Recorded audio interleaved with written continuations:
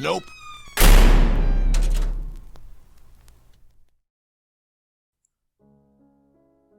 I stayed at a haunted house a few years ago. And no, that's not a typo. It's the only name I felt was fitting for it. A genuine haunted house would have been a vacation compared to the nightmare I lived through. A few doors creaking in the night, some apparitions standing over me, even a crying little girl in the wind were nothing compared to the depravity of living human beings. It all started when I planned a simple getaway with some buddies of mine. We were the typical group of teenage idiots. It was 5 of us.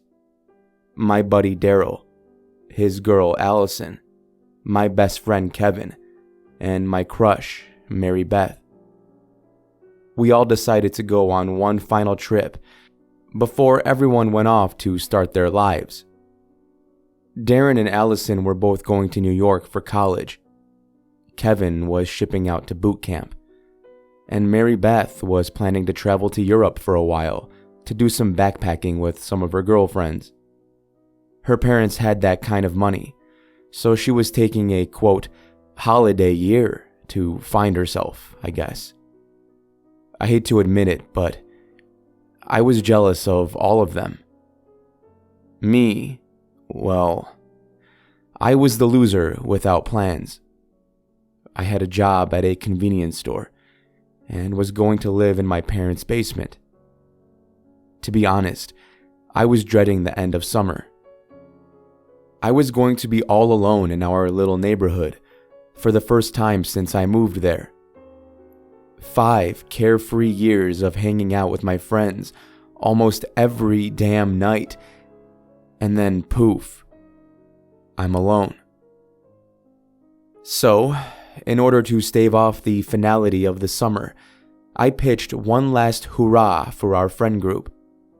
A weekend away in an isolated cabin where we could get drunk, smoke up, play Mario Kart, and lounge at a pool. I spent a few weeks looking around on all the typical sites for a place that met our criteria. Everything was so damn expensive until I found it. The cabin that was too good to be true. It checked off every box and then some, and at half the cost of all the rest. If you are listening to this, you already know it was too good to be true. It started like any other trip. Everyone piled into Kevin's Jeep. Since I'm skinnier than Kevin and Daryl, I got the fun spot, sandwiched between Allison and Mary Beth. Both of them were incredibly attractive, but Kevin's Jeep is open, and it was 97 degrees that day. As much as a guy might say they love to be sandwiched between 2 hot chicks, this was not my idea of a good time. We all pretty much sweat our asses off on the ride there. 3 hours in total with 1 stop in between, but the fun part of not driving was getting to enjoy some road drinks. Mary Beth bought us all some custom metal cups with our names engraved on them. She was always sweet like that, showing up at big events with gifts or homemade cakes. I guess that's why I always found myself so enamored with her. She just had a genuine kindness to her that most girls my age didn't have. I could never work up the courage to tell her how I really felt, and to be honest, I had no intentions of doing so on this trip. I knew how the story went. Even if I spilled my guts to her and confessed all my feelings, the best case was we would have 2 or 3 weeks before she went off to venture across Europe and forget all about me. I didn't want to put either of us through that awkward long-distance situation, so let sleeping dogs lie was always what I said to myself. I was an idiot. I squandered a chance I'll never get back. After a few hours, our GPS veered onto a back road that stretched deep into the woods. Daryl decided to be cute and hummed the banjo song from the Deliverance movie. Allison yelled at him to shut up, half joking, but half serious. I'm just saying, backwoods and black people don't usually mix, babe. He half-heartedly laughed. Everyone else in the car snickered at his joke, but the scowl on her face told us that Allison did not find it funny. Not that she took offense to Daryl's joke, she just started the trip with an axe to grind. She was already pissed Daryl wouldn't sit in the back seat with her, so add in the alcohol, the heat, and the long drive, and we had the perfect recipe for some drama. It was no worry though. Those two had one of the most toxic teenage relationships you could think of. They probably broke up monthly, but they always wound up making out on the couch by the end of the night they were together. It was exhausting, but we were all used to it. Don't worry, bud, you got me, Kevin said, slapping Daryl on the back. What a true statement that was. Kevin was a beast of a man, star linebacker of the football team, and a 2-time wrestling state champ. No one messed around with him at school. He was a great friend to have. Mr. Popular, as I called him. We just happened to be seated next to each other in freshman algebra. High school got a lot easier for me once I became friends with Kevin. I didn't have any friends before Kevin, and I was struggling with the typical teenage angst and depression. We bonded over our mutual love of retro games. I couldn't tell you how many nights we wasted getting high and playing GoldenEye on the N64. Good times. Kevin had 3 D1 scholarships, but turned them all down to join the Marines and follow in his dad's footsteps. His mom was pissed, but ultimately Kevin turned 18 4 months ago, and there was nothing she could do to stop him. And me, I joked, slapping Daryl's back. Yeah, like my 6 foot, 170-pound skinny ass was going to do anything. We pulled into the massive cabin as Mary Beth squealed with excitement. Oh my God, she said, enamored by the size of the place. Jesus Christ, you sure this is the right place? Kevin said. Yeah, that's the address, I told them all, proud of my find. Well, shit, man, good job, Daryl said. Yeah, awesome find, Jake, Allison chimed in. I admit, I was enjoying the shower of compliments. Once we got inside, it only got better.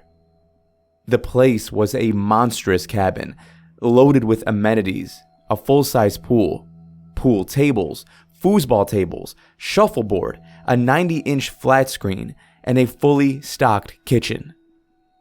This was a luxury stay, and we could not have been more excited.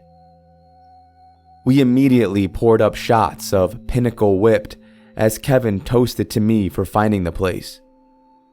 It burned from my throat all the way down to my toes, but that's the shit you gotta drink when you're a kid, I suppose. There isn't much else to talk about from that first day. We drank, smoked, ate, played foosball, swam some laps in the pool. Hell, even Daryl and Allison barely fought. It was a good time. The last good time I ever had with all of them. It all went wrong around 2 in the morning. Kevin, Daryl, and Allison had all passed out.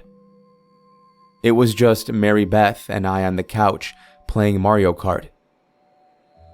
She was boasting about crushing me and making fun of me.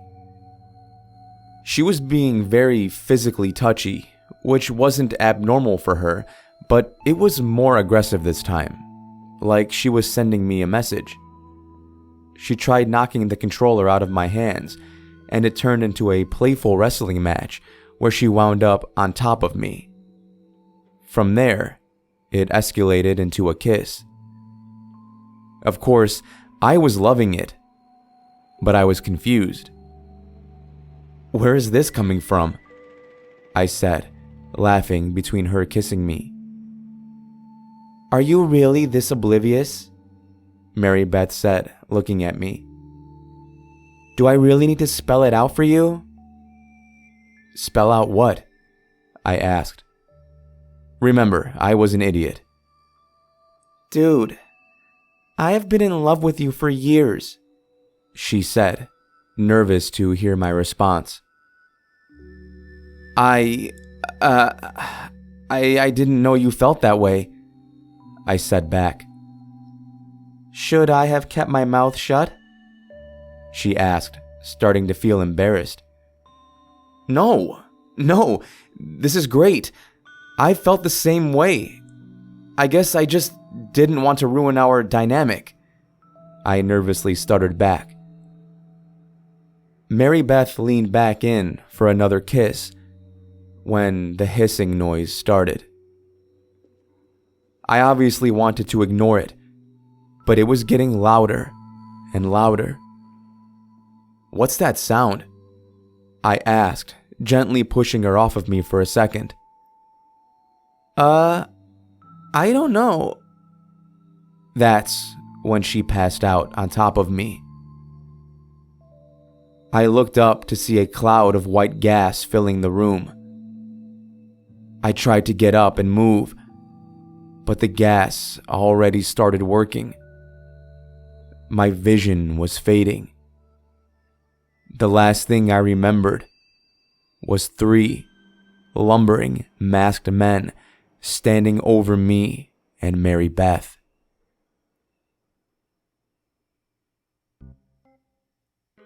Thank you for listening, and I hope you enjoyed part 1 of this epic story. If you did, you know what to do. Take that like button and just jump on top of it and give it a kiss. You know you want to. Listen, it's a mutual feeling of attraction, so just go for it. Now's your chance. Shout out to the author of this story, Vengefuleight. I will leave a link down below if you want to read ahead and spoil it for yourself. I don't blame you, because it's going to get epic in part 2, I promise you. I am truly enjoying this story because it is giving me a bunch of 90s horror movie vibes. And me being a 90s baby, well, let's just say I'm really liking it. I mean, he even brought up N64 and GoldenEye, for crying out loud. Come on. Until next time, everybody, remember to stay safe out there. I'll be seeing you in the next video.